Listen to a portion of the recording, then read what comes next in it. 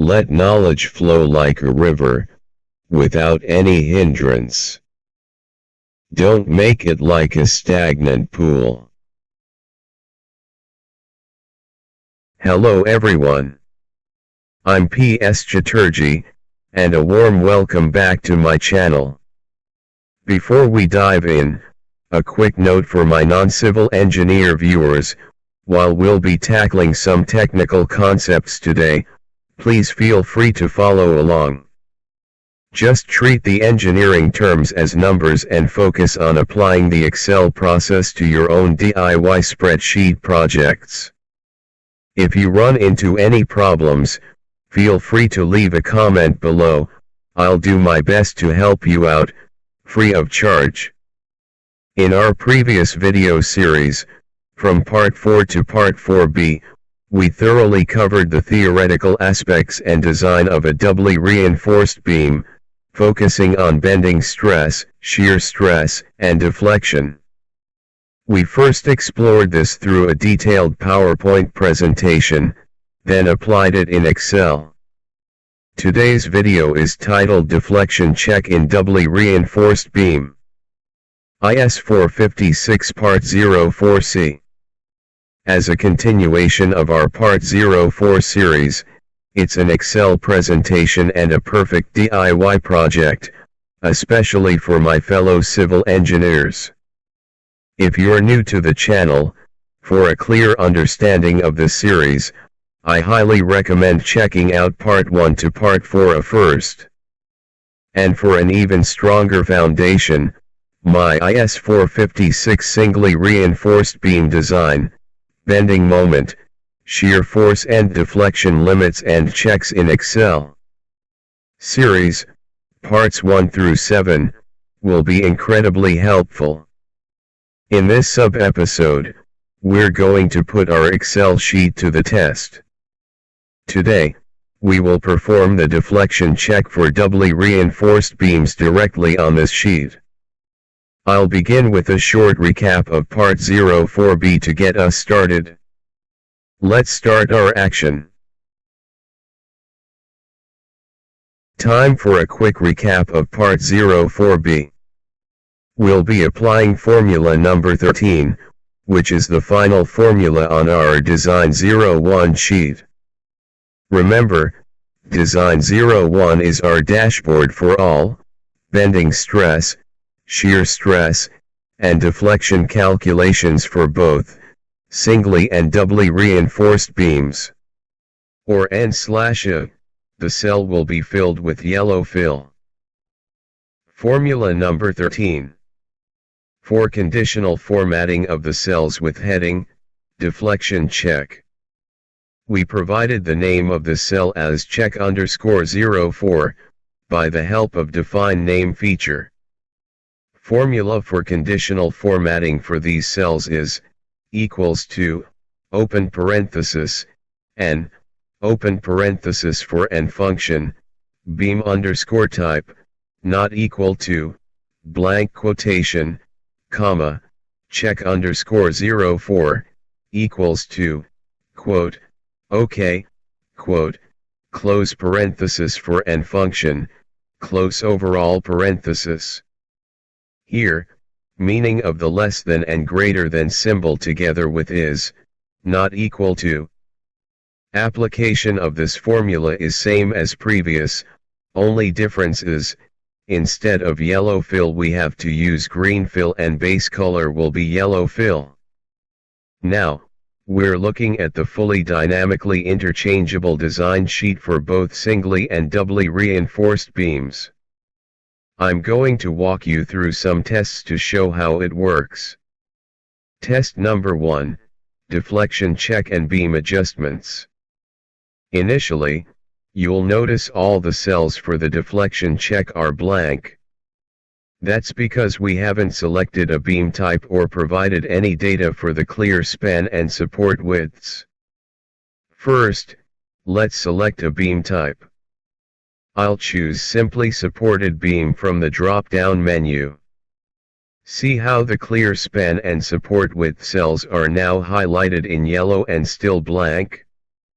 All other cells, from effective length to deflection check, display and are also yellow. This visual cue from Excel reminds us that these crucial dimensions are needed to proceed with calculations. Let's input some data. I'll set the clear span to 8 meters. Now the clear span cell is clear, but the support widths are still yellow and blank. And, as before, the subsequent calculation cells show n/and are yellow.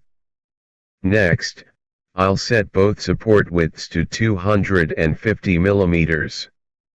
Now, both the clear span and support width cells are clear, and we immediately see a result for the calculated effective length, 8.250 meters. Since this calculated length is less than 10 meters, the basic ratio of effective length to effective depth for this beam is 20, and the modification factor, Kc, is 1.291. The allowed effective length calculates to 8.070 meters. This value must always be greater than or equal to the calculated effective length. However, as you can see, our calculated effective length, 8.250 meters, is currently greater than the allowed effective length, 8.070 meters. This indicates our design is not okay. That's why you see check. In the deflection check cell, it's a clear alert that the design needs alteration. We can fix this by increasing the beam's depth. I'll change the depth from 350 mm to 375 mm. Watch what happens, the deflection check cell now shows OK.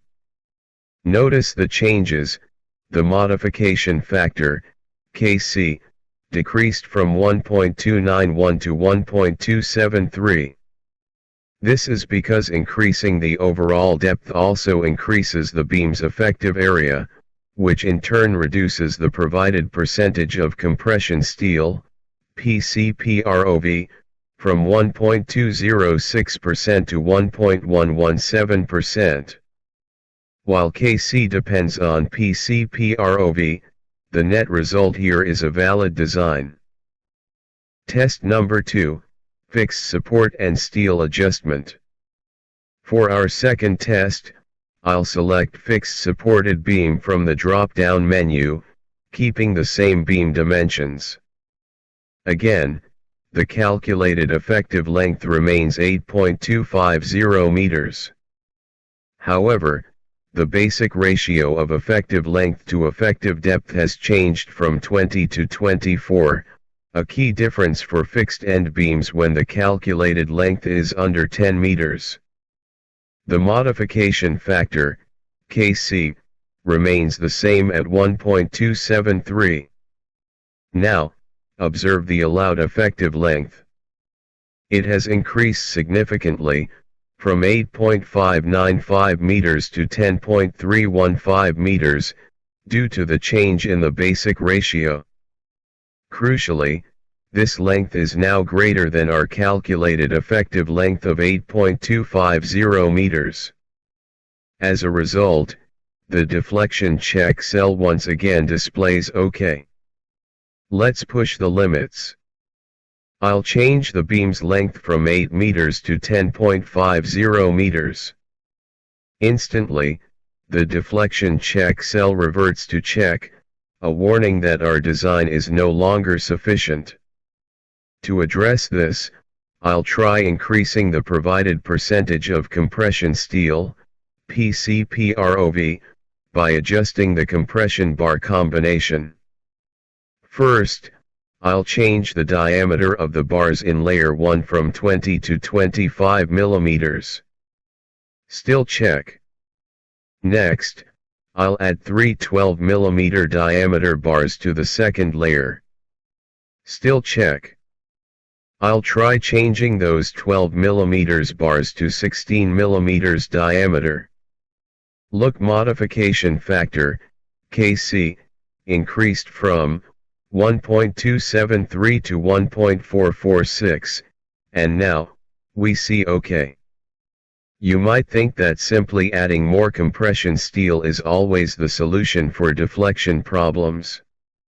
However, that's not always the case.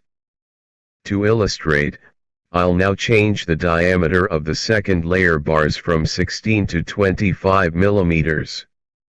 Look at the PCPROV cell, it has turned yellow, and the calculation result is gone.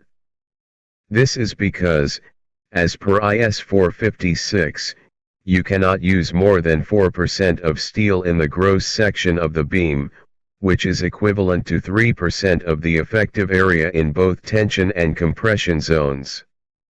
Our sheet alerts you when you exceed this limit. I'll use the undo option to revert to our previous valid design. Test number 3, experiment with a cantilever beam. Let's move on to test number 3, the cantilever beam. We'll keep all previous parameters and data the same. From the drop-down menu, I'll now select cantilever beam. Immediately, you'll observe something different. The cells for support 1, B_1, and support 2, B_2, are now filled with a dark gray color, and any data within them is invisible. This is because these two data points are redundant for calculating the effective length of a cantilever beam. As we know, the effective length of a cantilever is simply the clear span plus half of the effective depth, D_EFF. Here, our effective depth, D_EFF, is 338 millimeters. You'll also notice that most other cells are filled with yellow and display N/A, except for the effective length or calculated effective length cell. This is because, as per IS 456, we only need to perform an actual deflection calculation for cantilever beams with an effective length greater than 10 meters. In our current setup, the calculated effective length is 10.669 meters, hence the N/A in the deflection check cells, as we'd need a more rigorous check. Now, I'll reduce the clear span from 10.5 meters to 9.82 meters. As a result, our calculated effective length becomes 9.989 meters, which is just under 10 meters. For a cantilever beam, the basic ratio of effective length to effective depth is 7. Our modification factor, Kc, remains 1.446. However, the allowed effective length calculates to a very small 3.416 meters. Since our calculated effective length, 9.989 meters, is significantly higher than the allowed length, the deflection check cell immediately flashes check, signaling that the design is not acceptable. To make the design work, I'll adjust the clear span further, setting it to 2.8 meters. Now, our deflection check is OK. Only one beam type left to test, the overhang cantilever beam. Test number 4, overhang cantilever beam. Now for test number 4, the overhang cantilever beam. Once again, we'll maintain all previous parameters and data. Selecting overhang cantilever beam from the drop-down menu, you'll immediately see the cell for support 2, B_2, remains dark gray and invisible, just like before. However, the support 1, B_1, cell has now opened up and is filled with yellow. This is crucial because for an overhang cantilever beam, the effective length is calculated as the clear span plus half the width of support 1, B_1. All other calculation cells are also yellow and display N/A because our Excel program is waiting for the required B_1, value. If I simply type 0 in this cell, there's no change. But watch what happens when I input 250 millimeters, magic. Our design is now okay. This concludes the testing of the deflection check features for doubly reinforced beams on this dynamically interchangeable design sheet. Alright, that wraps up deflection check in doubly reinforced beam. IS 456 Part 04. Today, we truly put our dynamically interchangeable Excel sheet to the test, diving deep into doubly reinforced beam design for deflection check. I'm energized by what we've covered, and I'll be taking a quick break to prep for our next mission. Get your free Excel sheet. Now, for something many of you have been asking about, the free Excel sheet I demonstrated previously, without detailed explanation.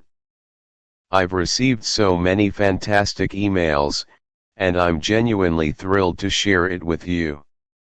To get your copy, please read the instructions carefully in the description below this video. It's a quick two-step process. You'll need to email me your request and leave a comment on this specific video letting me know you've sent it. Both steps are absolutely essential. And once you've got the file, a quick "got it" or "thank you" in the comments would truly make my day. Empower your learning. For this entire beam design series, my main goal is to empower you to build your own Excel sheet. Relying solely on pre-made sheets can limit your understanding. Developing your own truly builds your skills and confidence. If you hit any snags while creating your sheet, remember, I'm here to help you completely free of charge. My focus is always on your learning and skill development. Support my work. If you'd like to support what I do, here are two simple ways. Watch my videos in full. Consider a contribution, whatever fits your budget, without any pressure. You'll find the details in the description, and the communication process is the same as requesting the Excel sheet. Your engagement genuinely helps me improve how I share knowledge with all of you. Stay engaged and support the channel. I hope you enjoyed this episode. Please leave your feedback and questions in the comments below. If this video helped you, give it a big thumbs up. Remember, sharing knowledge means enhancing knowledge, so please share this video. And if you want to support my honest effort, subscribing to the channel is the best way to do it. Subscribe for mutual benefit. Thanks for your cooperation and support.